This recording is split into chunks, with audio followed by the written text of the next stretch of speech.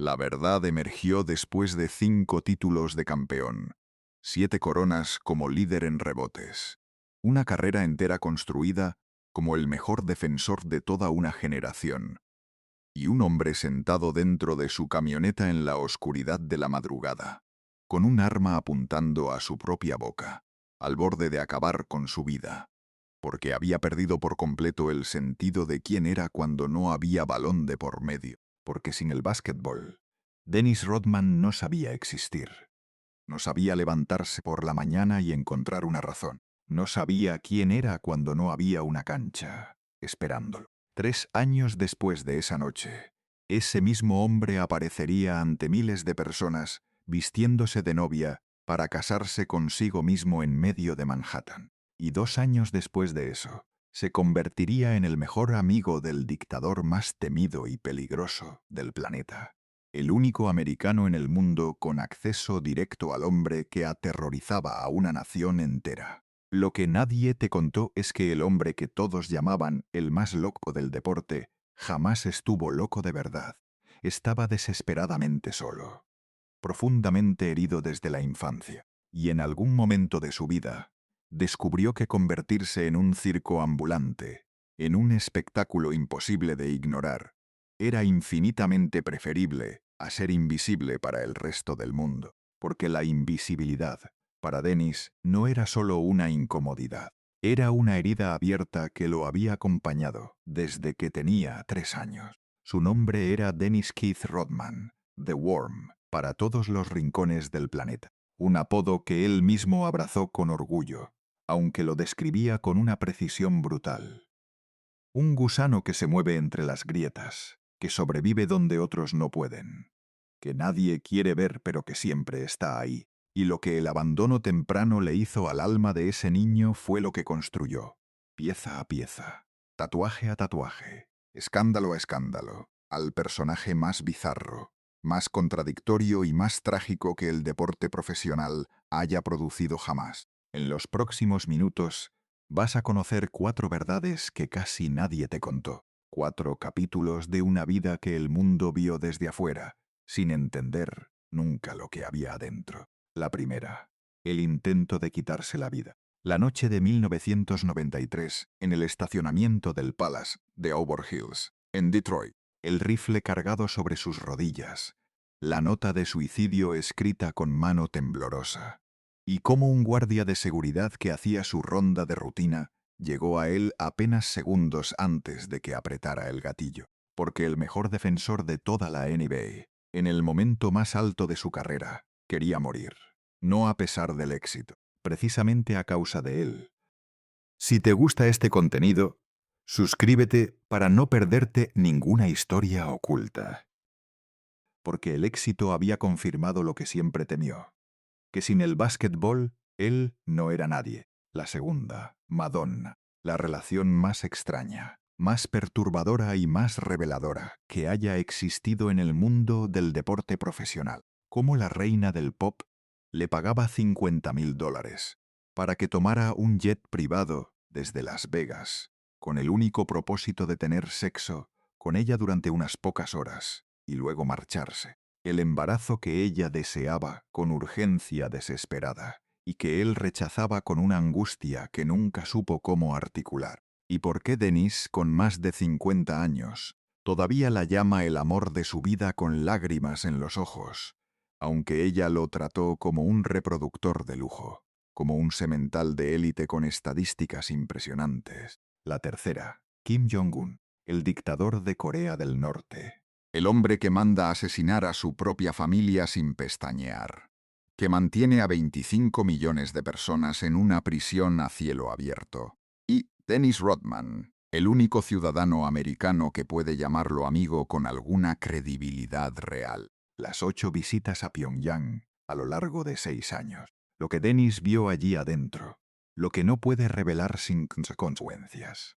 ¿Y por qué un exjugador de básquetbol retirado, sin cargo diplomático ni mandato oficial, se convirtió en el único puente humano entre 2 naciones que se desprecian mutuamente y que tienen el dedo sobre el gatillo desde hace décadas? Y la cuarta, Philander Rodman Jr., el padre, el hombre que abandonó a Dennis cuando tenía apenas 3 años, sin decir una sola palabra de explicación, que desapareció al otro lado del mundo hacia Filipinas, que en los años siguientes engendró 29 hijos con 16 mujeres distintas, como si la paternidad fue algo que se podía repartir entre desconocidas sin consecuencias, y a quien Dennis encontró 42 años después de aquella desaparición, con cámaras de televisión grabando cada segundo.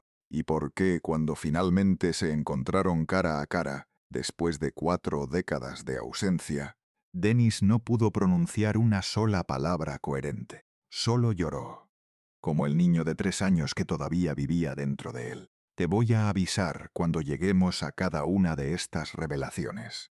Si te vas antes del final, te perderás lo más importante de todo.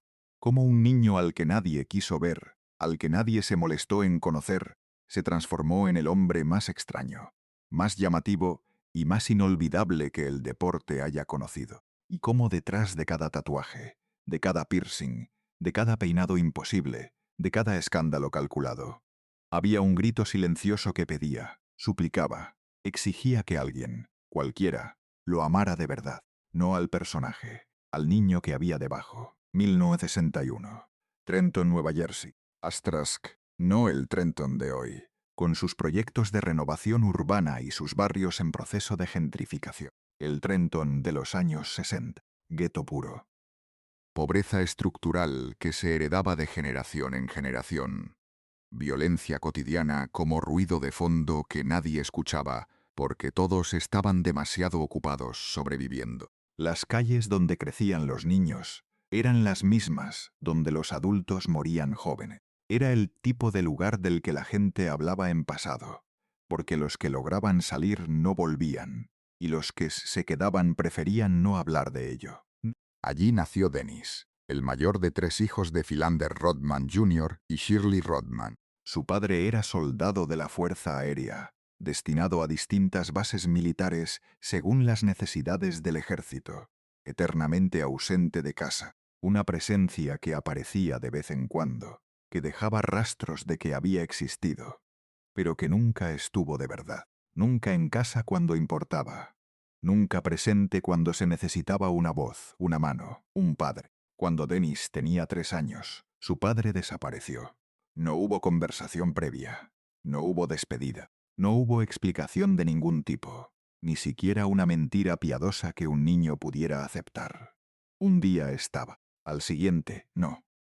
El universo del niño simplemente tenía un hueco donde antes había una persona. Un día estaba ahí y al siguiente simplemente no estaba, confesó Dennis muchos años después, en una de las pocas veces que habló de ello sin desviar la mirada. Y mi madre nunca me explicó por qué. Nunca encontré las palabras para preguntarle y ella nunca encontró las palabras para decirlo. Shirley se quedó sola, con 3 hijos pequeños, sin dinero, sin ninguna red de apoyo familiar que amortiguara el golpe, sin nadie que la ayudara a cargar el peso de 3 vidas que dependían completamente de ella. No tenía opciones de lujo, solo tenía opciones de supervivencia. Se mudaron a Oak Cliff, un barrio del sur de Dallas, Texas. Sí, Trenton era difícil. Oak Cliff era una categoría diferente, más violento, más pobre, más sin salida visible, más cargado de la desesperanza específica de los lugares donde la gente lleva tanto tiempo esperando que algo cambie que ya dejó de esperar. Oak Cliff era el lugar al que ibas a morir, dijo Dennis en una entrevista décadas después, con la calma específica de quien describe algo que ya no puede hacerle daño porque ya lo sobrevivió. O te mataban las pandillas que controlaban cada esquina, o te aplastaba la pobreza que no te dejaba respirar, o terminabas por destruirte tú mismo porque era la única salida que veías. No había muchas más opciones. Shirley trabajaba en 3 empleos simultáneos para que sus hijos tuvieran algo que comer y un techo sobre la cabeza, limpiando casas ajenas, fregando platos en restaurantes que nunca hubiera podido permitirse visitar como cliente, haciendo lo que fuera necesario sin quejarse, porque no había tiempo para quejarse. Dennis y sus hermanas, Debra y Kim, Pasaban el día entero solos. Y también la noche, en ese apartamento pequeño y oscuro que era su mundo completo. Mi mamá nunca estaba, recordó Dennis con una voz que no acusaba, solo constataba. Y cuando llegaba, estaba tan agotada que no tenía energía para nada. Se sentaba en la silla y se quedaba mirando la nada. A veces ni siquiera podía levantar la mirada para vernos, no porque no nos amara, porque el cansancio era más grande que todo lo demás. Dennis era el niño invisible, en la escuela, en casa, en el barrio, en cada espacio que habitaba. Nadie me veía, dijo. Era como si no existiera, como si ocupara espacio físico, pero no dejara ninguna huella en la conciencia de nadie. Era pequeño para su edad, de una manera que parecía permanente, delgado hasta los huesos, callado de esa manera que no es timidez sino ausencia. Como si hubiera aprendido muy pronto que hablar no servía de nada porque nadie iba a escuchar. El niño perfecto para ser olvidado por un sistema que ya tenía demasiados niños olvidados y no tenía presupuesto para más. A los 12 años medía apenas 1,55 metros, y no había señal de que eso fuera a cambiar. Era el más bajo de toda su clase, el más enclenque, el que nunca iba a ser elegido para ningún equipo, el que no aparecía en ningún grupo de amigos, porque no había ningún grupo que lo hubiera invitado. No practicaba ningún deporte, porque ningún entrenador lo habría querido. No tenía amigos con quienes sentarse en el recreo, porque no había aprendido cómo se hacía eso. Nadie le había enseñado. Era un fantasma, dijo. Caminaba entre la gente sin que nadie notara que yo estaba ahí. A veces pensaba que si desaparecía, tardarían días en darse cuenta. Su única compañía real, la única presencia constante en su vida, eran sus hermanas. Debra y Kim eran todo lo que Dennis no era. Atléticas, altas para su edad, fuertes, seguras de sí mismas, con esa energía específica de las personas que ocupan el espacio que les corresponde sin disculparse por ello. Las dos jugaban básquetbol con pasión, y Dennis las observaba practicar en el patio durante horas interminables, sin atreverse nunca a unirse, sin creer que tenía derecho a ocupar ese espacio con ellas. ¿Por qué no juegas con nosotras?, le preguntaba Debra una y otra vez, sin perder la paciencia. Y él respondía siempre lo mismo, con esa convicción tranquila y devastadora de los niños que han internalizado perfectamente el mensaje que el mundo les ha enviado. Porque soy demasiado pequeño, demasiado débil, demasiado nada. A los 15 años intentó algo que le costó un esfuerzo enorme solo para llegar a la prueba. Se presentó a las selecciones del equipo de básquetbol de South Oak Cliff High School. Llegó temprano.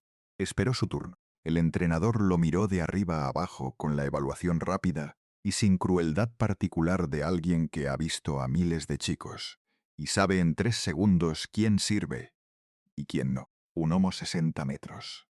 Delgado, sin musculatura visible, sin presencia física de ningún tipo. Lo siento, hijo. Eres demasiado pequeño para esto. Dennis no protestó. No argumentó que podría entrenarse, que podría crecer, que podría sorprenderlo.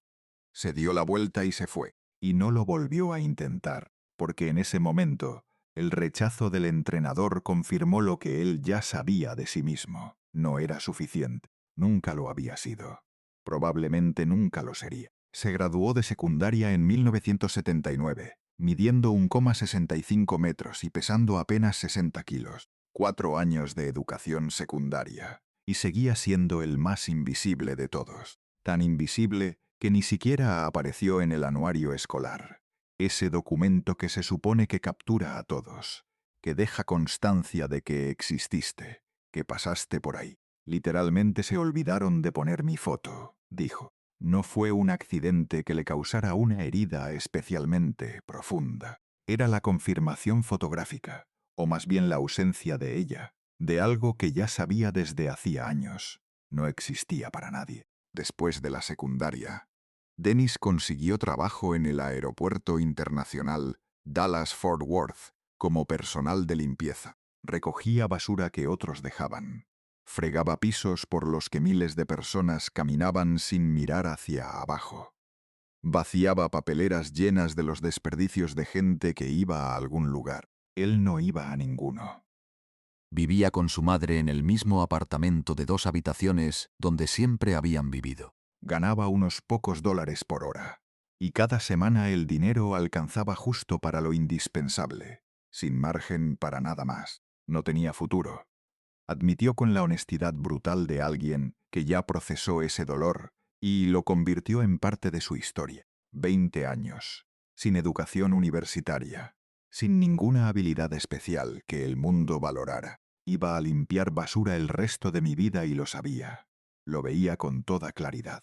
Era el camino que estaba trazado para mí. Y entonces ocurrió algo que nadie, absolutamente nadie, había predicho ni podría haber predicho. Entre los 19 y los 21 años, Dennis creció 38 centímetros, de 1,65 a 2,03 metros en el transcurso de apenas 2 años. 38 centímetros. Una transformación física de una magnitud que los médicos describen como extraordinariamente rara, que ocurre en estadísticas tan pequeñas que casi no merece un número. Su cuerpo, que había pasado toda la adolescencia dormido en términos de desarrollo, pareció despertar de repente y querer compensar todos los años perdidos de una sola vez. Fue como una transformación de película de ciencia ficción, dijo su hermana Debra, que lo vio ocurrir desde dentro. Un día era un niño pequeño que yo veía por encima del hombro, y al siguiente parecía un gigante que me miraba de arriba a abajo.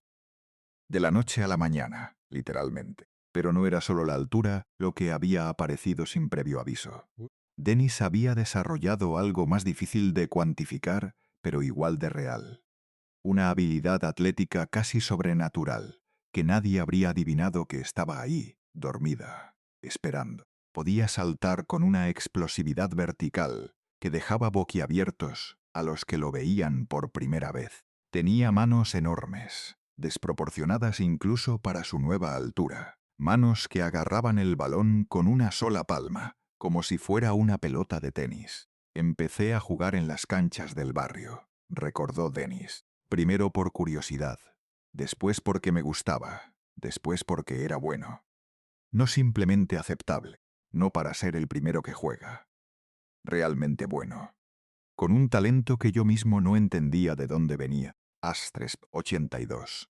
Cook County Junior College, Texas. Un college pequeño, sin grandes pretensiones académicas ni instalaciones deportivas de primer nivel, pero con entrenadores que sabían reconocer algo especial cuando lo veían. Dennis fue aceptado no por sus calificaciones, que eran las mínimas posibles, sino por su altura y por lo que podía hacer con ella en los primeros minutos de cualquier prueba. Primera temporada. 17 puntos y 13 rebotes de promedio por partido. Los ojeadores que pasaban por ahí empezaron a hacer preguntas. ¿Quién es ese tipo? ¿De dónde salió? ¿Por qué nadie lo conocía antes? 1983. Southeastern Oklahoma State University. Astras. Dennis se transfirió a un programa más competitivo, con mejores rivales y más visibilidad para los scouts de la NBA. 2 temporadas. Promedios de 26 puntos y 18 rebotes por partido. 18 rebotes en cada partido. Cuando ese número circulaba entre los entrenadores universitarios de la época, nadie lo creía hasta verlo en el marcador. Dennis Rodman es el mejor reboteador que he visto en 30 años de carrera en este deporte, declaró su entrenador universitario con la convicción de quien sabe que está diciendo algo que la historia va a confirmar, y añadió, casi como una advertencia para quien quisiera llevárselo. Pero es raro, muy raro, no del tipo raro que se resuelve con tiempo, del tipo raro que es parte de quien es, raro en el sentido más concreto y más perturbador.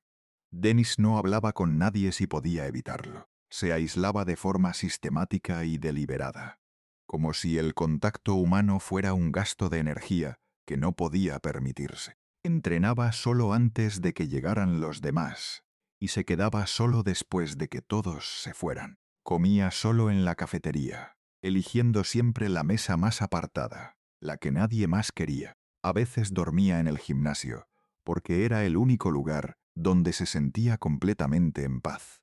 sin la presión de tener que relacionarse, sin el ruido de la interacción social, que no entendía y que lo agotaba. No quería tener amigos, dijo un compañero de equipo de aquella época, con la incomodidad de quien describe algo que todavía no comprende del todo. Era como si no supiera cómo funcionar siendo humano entre humanos, como si las reglas básicas de la convivencia fueran un idioma extranjero que nadie le había enseñado y que él había dejado de intentar aprender. Astros 1986. Draft. Segunda ronda. Selección número 27. Detroit Pistons. Astros. Dennis tenía 25 años. Tarde para un rookie en un deporte que prefiere a sus jóvenes frescos y sin cicatrices. Pero había llegado. Después de todo, había llegado. Finalmente, pensó en ese momento. Y es posible que sea la palabra más cargada de su vocabulario. Finalmente voy a ser alguien. Finalmente voy a existir para el mundo. Los Detroit Pistons de aquella época eran los Bad Boys, el equipo más físico, más intimidante, más deliberadamente violento de toda la NBA. Un equipo que había construido su identidad sobre la premisa de que ganar duele y que hacer que el rival sufra es una estrategia tan válida como cualquier otra. Isaiah Thomas, el líder implacable. Joe Dumars, disciplinado y letal. Bill Laimbeer, el más odiado de todos. Rick Mahorn, que hacía el trabajo sucio que los demás preferían no ver. Tipos forjados en la dureza que no tenían paciencia para las sensibilidades ajenas. Y Dennis Rodman, el rookie callado, el raro del grupo, el que llegaba con demasiada historia personal y demasiado poca experiencia de cómo encajar en un vestuario de hombres que ya habían definido quiénes eran. Los primeros meses fueron brutales de una manera que no tenía que ver solo con el básquetbol. Recordó Dennis. Odiaban porque no hablaba cuando había que hablar. Porque era diferente cuando todos esperaban que fuera igual. Porque traía consigo algo que los hacía sentir incómodos sin que nadie pudiera explicar exactamente qué era. Pero Chuck Daly, el entrenador, vio algo en él que los demás no querían ver o no sabían cómo ver. Una conversación privada que cambió todo. Tú no vas a anotar, le dijo Daly directamente, sin rodeos, mirándolo a los ojos. No es tu función aquí. Tu trabajo es defender y rebotar. Solo eso. ¿Puedes hacer eso? Sí. Puedes defender al mejor jugador del equipo rival cada noche, partido tras partido, sin importar si está en su mejor momento. Sí. Puedes sacrificar tu cuerpo, tirarte al suelo, recibir golpes que otros no quieren recibir. Hacer el trabajo que nadie ve en las estadísticas, pero que todos sienten en el marcador. Sí. Entonces vas a ser grande, no famoso. Que no es lo mismo. Y Dennis fue grande. No en puntos, nunca en puntos. Esa no era su cancha. En defensa y en rebotes. Era una fuerza de la naturaleza que los mejores jugadores del mundo empezaron a temer de una manera que no sabían cómo articular. Porque Dennis no solo los defendía, los estudiaba, los obsesionaba, les robaba el ritmo, les hacía sentir que no había espacio en la cancha que fuera completamente suyo. La temporada 1986-87. 4 puntos, 5 rebotes de promedio. Los números no decían nada. Lo que Dennis hacía no cabía en ninguna columna de estadísticas. La temporada 1987-88. 8 puntos, 8 rebotes. Mejor en números, pero seguía siendo solo la parte visible de algo mucho más profundo. Defendía con una intensidad que rozaba lo obsesivo. Molestaba con una persistencia que desesperaba a los más experimentados. Destruía el ritmo y la concentración del rival de maneras que los analistas tardaron años en aprender a medir. Dennis Rodman es el jugador más difícil de soportar de toda la liga, declaró Larry Bird, quien había visto a todos los defensores que el básquetbol podía ofrecer. No puedes hacer absolutamente nada cuando lo tienes encima. No es que te robe el balón o que anote en tu contra. Es que te hace sentir que cada movimiento que piensas hacer ya lo anticipó. Es agotador, es irritante, es brillante. Hasta 1989. Los Bad Boys. Campeones de la NBA después de años construyendo para ese momento. Dennis. 11 puntos y 9 rebotes de promedio. Papel crucial en cada serie eliminatoria, en cada partido que importaba, en cada momento en que el equipo necesitaba que alguien hiciera el trabajo que los demás preferían no hacer. Astaris 1990. Astaris Detroit bicampeones. 8 puntos, 10 rebotes por partido. El mejor defensor del equipo, sin discusión posible. El que hacía que todos los demás pudieran hacer su trabajo con un poco más de espacio. Dennis Rodman es el alma de este equipo, dijo Isaiah Thomas en una de esas declaraciones que el tiempo confirma como exactas. No es la estrella. No lleva su nombre en los carteles que venden entradas. No es el que aparece en las portadas. Pero sin él no ganamos. Así de simple y así de brutal. Pero algo estaba cambiando en Dennis. Algo que crecía en la oscuridad, fuera del foco de los reflectores. En las horas entre los partidos, cuando nadie estaba mirando. En 1990, Dennis conoció a Brian Rich, un joven jugador de fútbol americano de Oklahoma. Se hicieron amigos con una rapidez que sorprendió a ambos. Como si cada uno hubiera encontrado en el otro algo que llevaba años, buscando sin saber cómo llamarlo. Mejores amigos casi de inmediato. Luego algo más cercano a hermanos que cualquier otra categoría disponible en el vocabulario adulto. La clase de amistad que aparece una o dos veces en una vida si tienes suerte. Y que cuando aparece te hace entender que todo lo anterior era ensayo. Brian era la primera persona en mi vida que realmente me entendía, dijo Dennis. Y la palabra primera, en esa frase, pesaba todo lo que debería pesar. El primero que no me miraba como al raro del grupo.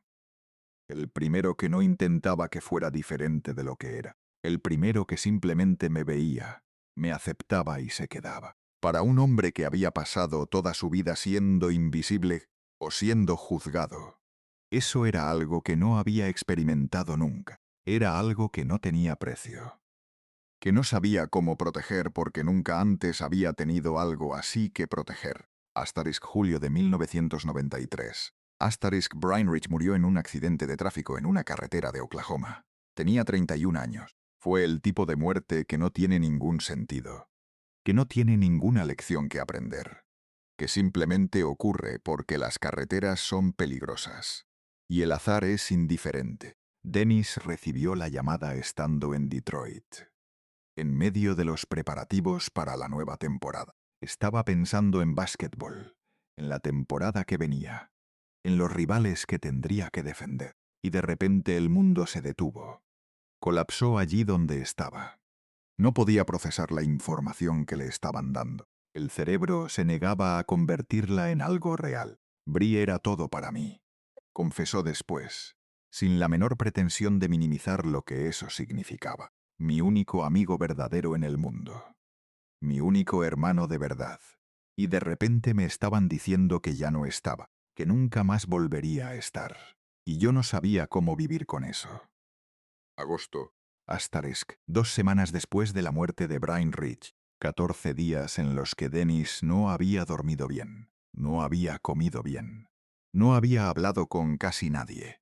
Se había ido desmoronando en silencio de la manera específica de los hombres a los que nadie enseñó a pedir ayuda. Dennis estaba sentado en su camioneta, en el estacionamiento del Palace de Auburn Hills, el estadio de los Pistons, 3 de la mañana. El estacionamiento estaba vacío, o casi vacío, oscuridad casi total, completamente solo, de la manera más absoluta que esa palabra puede significar. Tenía un rifle, una Remington calibre 22, cargada y lista. Lo había llevado consigo con un propósito que no había sido ambiguo en ningún momento de la noche. Había escrito una nota antes de salir de casas.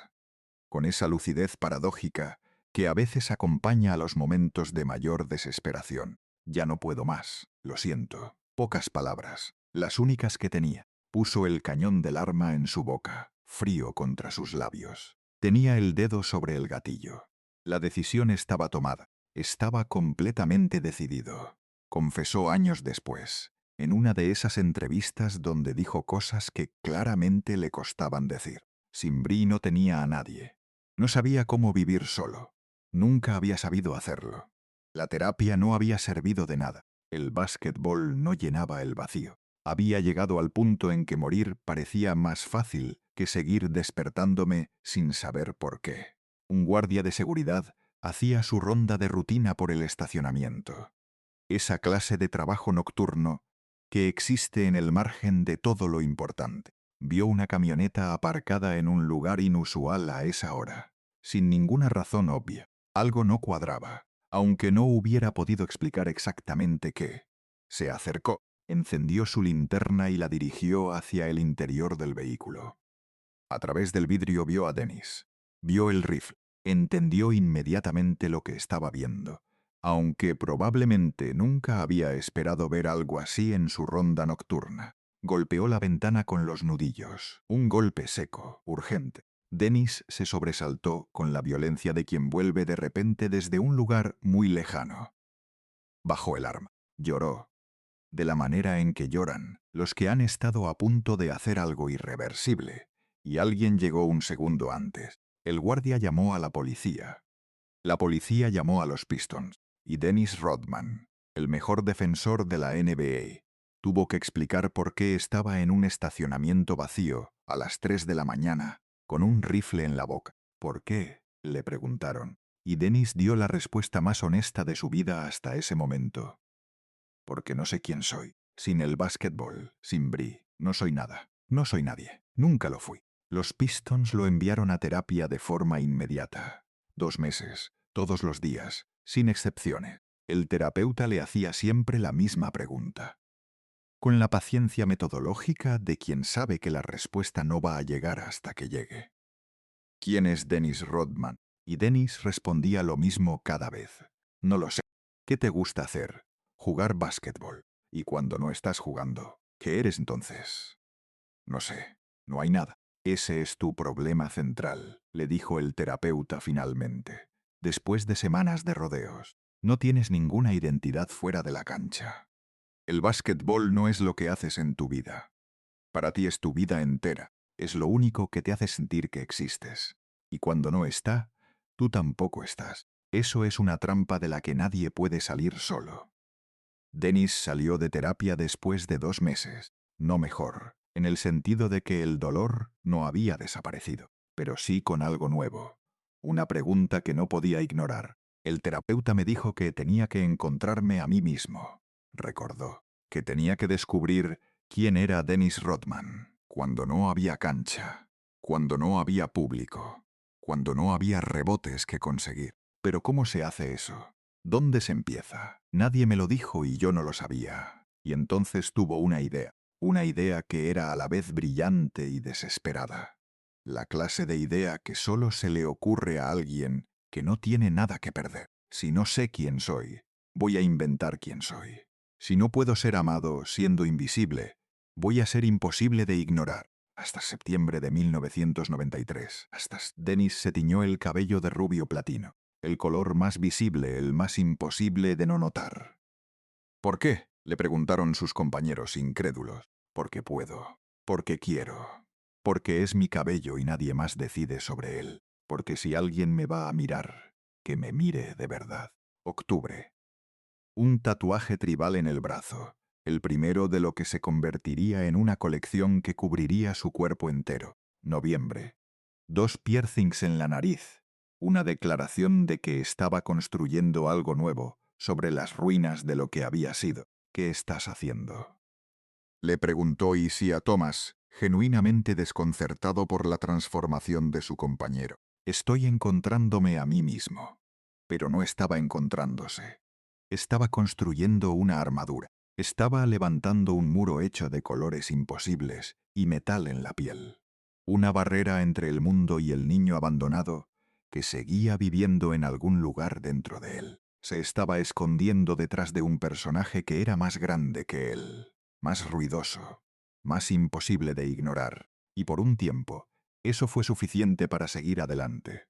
Milnoets, San Antonio Spurs. Asterisk Detroit lo cambió de equipo al final de esa temporada. Dennis ya no encaja aquí. Es demasiado raro, demasiado distracción para un vestuario que quiere ganar campeonatos con profesionales serios. San Antonio, Texas. Una ciudad con una identidad fuerte y conservadora, profundamente tradicional, con una cultura influida por la disciplina militar que se respira en sus instituciones. El peor escenario posible para Dennis Rodman en ese momento de su vida, como poner a alguien que acaba de aprender a respirar bajo el agua en el desierto. El choque entre el universo de Dennis y el universo de los sports era inevitable desde el primer entrenamiento, y todos lo sabían. David Robinson, el indiscutible capitán del equipo, conocido en todo el país como el Almirante, cristiano devoto con convicciones firmes, disciplinado hasta el mínimo detalle, metódico en su preparación, modelo de conducta profesional que los niños llevaban en camiseta, y Dennis Rodman, ateo sin la menor incomodidad al respecto, indisciplinado de una manera que iba más allá de la rebeldía calculada y llegaba a algo más profundo y más difícil de gestionar, impredecible, caótico, con una relación con las normas que era básicamente nula. Fue un desastre desde el primer entrenamiento y desde la primera reunión de equipo, dijo un compañero de aquella época. Con la distancia que da el tiempo, David y Dennis eran polos opuestos en absolutamente todo, en sus valores, en su forma de entender el básquetbol, en su manera de relacionarse con los demás, en lo que pensaban que significaba ser un profesional. No había terreno común. Dennis llegaba tarde a los entrenamientos de manera regular, sin excusas ni explicaciones. A veces directamente no aparecía, lo que dejaba al cuerpo técnico en la situación incómoda de tener que explicar a los demás jugadores por qué uno de los suyos no estaba ahí. Se iba de fiesta a Las Vegas con una frecuencia que bordeaba lo absurdo para un atleta profesional. 3, 4 veces por semana, a veces entre partidos con apenas días de diferencia. ¿Dónde está Rodman? Era una pregunta que el entrenador hacía con una frecuencia que empezó a parecer rutinaria. En Las Vegas. ¿Cuándo vuelve? No sabemos exactamente, pero en la cancha, durante los 48 minutos que importaban, era completamente otro ser, no el mismo Dennis que llegaba tarde y se perdía entrenamiento. Un Dennis que parecía haberse preparado para ese momento con una concentración que nadie entendía cómo conseguía después de todo lo demás. Lideraba la liga en rebotes con 17 por partido. 17. El entrenador apretaba los dientes. Miraba hacia otro lado cuando le preguntaban por la disciplina de Rodman. Y decía: Dennis puede hacer lo que quiera fuera de la cancha mientras rinda dentro de ella. Una concesión que nunca habría hecho con ningún otro jugador, pero que Dennis justificaba con cada rebote, con cada defensa imposible, con cada partido, pero no era sostenible. Porque Dennis no solo se iba de fiesta en el sentido superficial de la palabra, se estaba destruyendo de manera sistemática y consciente. Con la dedicación de alguien que ha encontrado la única herramienta que le funciona para no pensar. Alcohol. Mucho. Todas las noches sin una sola excepción. Vodka, whisky, lo que hubiera en el bar donde terminara esa noche. La clase de consumo que empieza como anestesia y termina siendo la única forma de existir. Tomaba para olvidar, dijo Dennis con la honestidad de quien ya no tiene nada que esconder. Para dejar de pensar, para dejar de sentir, para olvidar que estaba solo en una ciudad que no entendía, que Bree estaba muerto y no iba a volver, que mi padre me había abandonado cuando era un niño y nunca me había explicado por qué, que nadie en mi vida me amaba de verdad, que el básquetbol era lo único que tenía y que tampoco era suficiente. El alcohol apagaba todo eso por unas horas, y unas horas era lo único que podía manejar. Y entonces conoció a Madonna, y todo cambió otra vez. De la manera específica en que las cosas cambian cuando estás desesperado y confundido, y alguien con mucho poder decide que eres exactamente lo que necesita. Enero de 1994, un club nocturno en Los Ángeles. Dennis estaba de visita en la ciudad, probablemente entre partidos, probablemente buscando algo que no sabía cómo nombrar. Madonna estaba en el mismo lugar con un grupo de amigos y colaboradores. en esa posición específica que ocupan las personas muy famosas en los espacios públicos. Visible para todos, accesible para nadie. Lo vio desde lejos. Evaluó lo que vio. Y tomó una decisión con la eficiencia de alguien que raramente pierde el tiempo. «Ven aquí», le dijo, señalándolo con la seguridad de quien no considera la posibilidad de que alguien no obedezca. Dennis se acercó nervioso de una manera que no era habitual en él. Madonna era Madonna, no simplemente famosa. Era el centro de gravedad de toda una época cultural. La mujer que había redefinido lo que significaba ser una celebridad. La persona más fotografiada del planeta en ese momento. «Eres guapo», le dijo ella sin preámbulos, sin el juego social habitual. «Raro pero guapo. Y me gusta lo raro. ¿Quieres venir a mi casa esta noche?» Dennis fue. Segunda revelación. Asterisk. La relación entre Dennis y Madonna se extendió durante 2 años, de 1994 a 1996. Y durante ese tiempo el mundo los observó con la fascinación de quien no entiende del todo lo que está mirando, pero no puede dejar de mirar. Dennis habló de ese periodo en detalle en su autobiografía, con una franqueza que incomodó a muchos y alivió a otros tantos, porque describía algo que todos intuían pero nadie se había atrevido a decir en voz alta. «Madonna me llamaba cuando necesitaba algo», escribió, y ese algo era muy específico.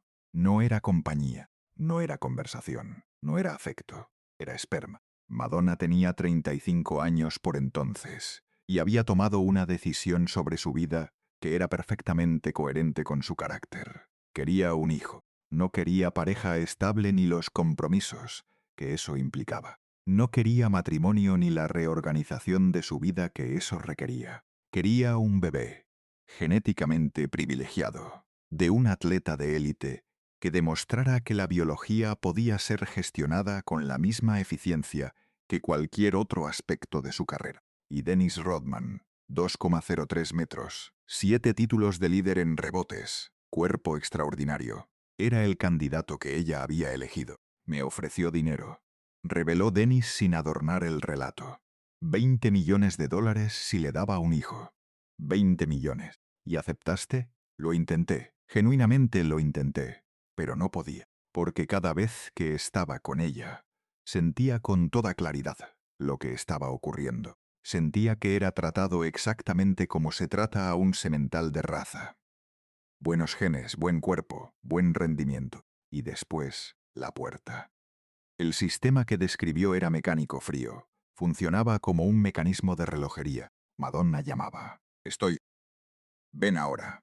No era una invitación, era una convocatoria. Y Dennis, estuviera donde estuviera, independientemente de lo que estuviera haciendo, tomaba el primer avión disponible. En Dallas para un partido, en San Antonio con el equipo, en Chicago de visita. No importaba. Había que presentarse donde Madonna estuviera, en ese momento, sin demora. Una vez estaba en Las Vegas, contó Dennis con el tono de alguien que todavía no sabe exactamente cómo procesar el recuerdo. Me llamó. «Ven a Los Ángeles ahora, esta noche». Contraté un jet privado. $50,000 el vuelo. Llegué. Estuvimos juntos 3 horas. Y después me pedía que me fuera. Ella no quería que me quedara. No quería desayuno. No quería conversación. No quería nada de eso. Solo quería lo que yo podía darle biológicamente. Y después el jet de vuelta. ¿La amabas?, le preguntaron en una entrevista muchos años después, cuando Dennis ya tenía más de 50 y había tenido tiempo de entender, aunque no de dejar de doler, lo que había ocurrido. Dennis, con más de 50 años a cuestas, lloró, sin vergüenza, sin disculparse, con la dignidad específica de alguien que ha aprendido que llorar no lo hace más débil. Sí, la amaba. Era la única persona en ese momento que me hacía sentir especial, que me hacía sentir que yo importaba para alguien. Aunque fuera de esa manera, era la única mujer que me miraba y no veía al raro, al problema, al excéntrico. Pero ella no me amaba, me usaba. Lo sabía entonces y lo sé ahora. Y lo dejaba que pasara porque algo, cualquier cosa, era mejor que nada. Porque la soledad era el único dolor que no podía soportar y Madonna la llenaba. aunque lo que la llenaba no fuera amor. La relación terminó en 1996. Madonna conoció a alguien más. Alguien que se ajustaba mejor a lo que necesitaba en ese momento de su vida. Y lo descartó con la misma eficiencia con que había seleccionado a Dennis 2 años antes. Se acabó. Sin más. Dennis quedó destrozado, siguiendo con una precisión casi clínica el patrón que ya había aprendido a reconocer en su vida. La persona que llenaba el vacío desaparecía, siempre.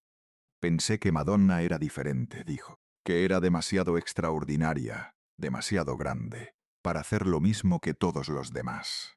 Pero no, también me abandonó, como Brie, aunque él no eligió irse, como todos. Asterisk 1995. Chicago Bulls. Asterisk Phil Jackson en el banquillo. Michael Jordan y Scottie Pippen en la cancha. El mejor equipo del mundo en ese momento. Los campeones reinantes que querían seguir siéndolo y buscaban la pieza que les faltaba. Y la pieza que les faltaba, según Phil Jackson, era Dennis Rodman. Esa decisión requirió convencer a media organización de que no estaban cometiendo un error histórico. Dennis Rodman en Chicago va a ser un desastre de proporciones monumentales. Pronosticaron todos los analistas con la confianza de quien cree que los datos históricos son una garantía. Se equivocaron de una manera que todavía se estudia en las escuelas de liderazgo deportivo. Fue exactamente lo opuesto. Fue el movimiento que completó una de las dinastías más grandes en la historia del deporte profesional. Phil Jackson entendió a Dennis de una manera que ningún otro entrenador que lo había tenido había logrado o intentado de verdad. No intentó cambiarlo. No intentó encajonarlo en una versión más conveniente de sí mismo. No puso reglas donde sabía que las reglas solo iban a generar fricción. Dennis no necesita normas estrictas para funcionar, dijo Jackson. Necesita libertad real y sentir que lo respetan como lo que es, no como lo que otros quieren que sea. Le dio a Dennis exactamente eso. Una libertad que ningún otro entrenador habría concedido y que en los Bulls tenía un nombre claro: confianza. Podía llegar tarde a los entrenamientos, si necesitaba tiempo para sí mismo. Podía desaparecer a Las Vegas entre semanas, si eso le ayudaba a llegar mejor al partido. Podía teñirse el cabello de cualquier color que el arco iris pusiera a su disposición. Podía cubrirse de tatuajes, vestirse como quisiera, ser el circo que había aprendido a ser. Mientras juegues los partidos en la cancha con la misma intensidad que yo sé que eres capaz, puedes hacer lo que quieras fuera de ella. Te lo garantizo. Y Dennis respondió de la única manera en que sabía responder cuando alguien le daba espacio y confianza. Jugando como nadie más podía hacerlo. Asterisk 1995-1998. 3 temporadas en Chicago. 3 campeonatos consecutivos. 5 puntos y 15 rebotes de promedio por partido. Líder de la liga en rebotes durante 3 años consecutivos, sin interrupción, con una dominancia que era simultáneamente técnica y atlética, y algo más difícil de categorizar. Dennis Rodman era la pieza que completaba el rompecabezas, dijo Michael Jordan en múltiples ocasiones. Con la honestidad de quien sabe que reconocer la importancia de otro no le resta nada a sí mismo. Sin él no ganamos 72 partidos en la temporada regular, sin sus rebotes, sin su defensa, sin la manera en que cambia el ritmo de un partido con su sola presencia.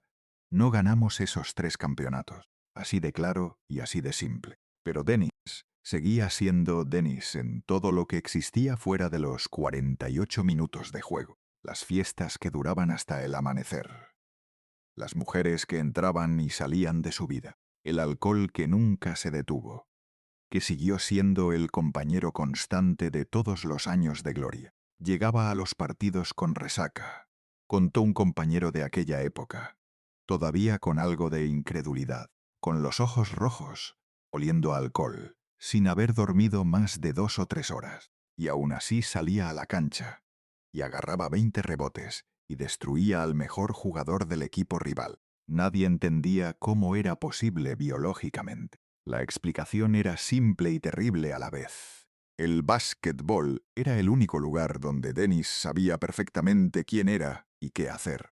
Era su refugio, su única identidad coherente, el único espacio donde la complejidad de ser Dennis Rodman se simplificaba en dos acciones concretas y manejables: defender y rebotar. Y estaba también el espectáculo, el circo que había comenzado a construir en Detroit y que en Chicago alcanzó su forma más completa y más extravagante. Dennis se teñía el cabello cada semana con una variedad de colores que parecía diseñada para desafiar la imaginación. Verde fosforescente, rojo intenso, arcoíris completo, dividido por secciones, plateado metálico. Combinaciones que ningún estilista habría sugerido y que él elegía con la libertad de quien ha decidido que su cuerpo es el único territorio que puede controlar completamente. Se hizo 20 tatuajes que fueron cubriendo su cuerpo de arriba abajo, cada uno con su historia, cada uno visible, cada uno parte del mapa de lo que había vivido. Empezó a usar vestidos en público, a aparecer con faldas y tacones en las ruedas de prensa, a caminar por la calle con tacones altos y la cabeza levantada, con la seguridad de quien sabe que le van a mirar, y ha decidido que eso ya no le asusta, y el mundo inevitablemente no podía dejar de mirarlo. Que era exactamente el punto. Junio de 1990. Hasta Dennis Rodman se casó consigo mismo. Sí, leyeron bien. Fue a una librería Barnes Noble, en el corazón de Manhattan, vestido de novia, traje blanco completo, velo sobre el cabello de colores, ramo de flores blancas en la mano. Anunció a los medios que estaban ahí porque habían recibido el aviso. Me caso conmigo mismo, porque después de todo lo que he vivido, soy la única persona en este mundo en la que puedo confiar completamente, la única que nunca me va a abandonar. 5.000 personas se concentraron afuera de la librería como si fuera el concierto del año, el espectáculo del siglo, algo que iban a poder contarles a sus nietos. Dennis firmaba autógrafos con el vestido puesto, llorando de risa, mientras los fotógrafos disparaban sin parar, sin poder creer del todo lo que estaban documentando para la historia del deporte. ¿Por qué haces esto?, le preguntó un reportero que quería una respuesta seria. Porque puedo, porque es divertido, porque ningún otro atleta en la historia del deporte ha hecho esto, porque ustedes van a escribirlo en todos los periódicos del mundo. Y escribieron. Todo el mundo escribió. Publicaciones deportivas, revistas de entretenimiento, periódicos de opinión. Dennis Rodman era la historia más grande, más extraña y más imposible de ignorar que el mundo del deporte podía ofrecer en ese momento. Pero detrás del espectáculo, detrás del vestido blanco y las carcajadas, Dennis seguía vacío. El circo no llenaba el hueco, solo lo distraía. La gente cree que soy feliz, le confesó a un amigo cercano después de uno de esos episodios públicos. Porque me río, porque hago cosas que nadie más haría, porque parece que estoy disfrutando de cada segundo. ¿Y no lo estás? No, estoy muerto por dentro. Y el circo es la única manera que tengo de no tener que pensar en eso, de no sentarlo, de seguir adelante un día más. Astras 1998. El sexto campeonato con Chicago, el último de los 6 anillos de Dennis. Asterisk. Tenía 37 años, y su cuerpo llevaba décadas pagando el precio de una vida que no había sido gentil con él en ningún aspecto. Las rodillas que habían absorbido miles de caídas, miles de colisiones, miles de noches de poco descanso y mucho alcohol. La espalda que había cargado un peso físico y emocional, que superaba cualquier parámetro médico razonable. Todo roto, todo al límite, todo pidiéndole que parara. «Ya no puedo más», le dijo a Phil Jackson en una conversación privada que ninguno de los dos ha descrito con detalle. «¿Te retiras? No lo sé. No sé qué hacer cuando no hay básquetbol. No sé quién soy cuando no hay cancha». Astras 1900, Los Ángeles Lakers. Un año, el último intento serio de seguir siendo Dennis Rodman el jugador de la NBA. Fue un fracaso de dimensiones proporcionales a todo lo que había sido su carrera, pero en sentido contrario. No encajaba con nadie en el vestuario. Peleaba constantemente con Shaquille O'Neal, por razones que ninguno de los dos supo articular del todo. Con Kobe Bryant, que en ese momento estaba construyendo su propio legado y no tenía paciencia para las complicaciones de Rodman.